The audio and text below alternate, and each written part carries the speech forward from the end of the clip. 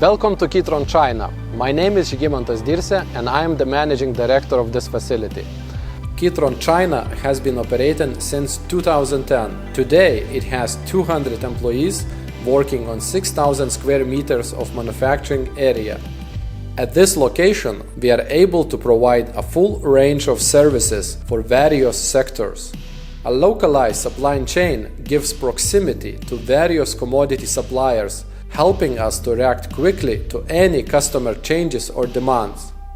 We have a wide range of PCB assembly lines with a cost-efficient mix of automation, supported by a wide scope of technologies during industrialization and test development processes. In order to meet the high standards required by our customers, this facility has a variety of certifications and an operational excellence program. Dedicated customer teams consist of highly skilled and motivated employees and ensures the highest service to our customers.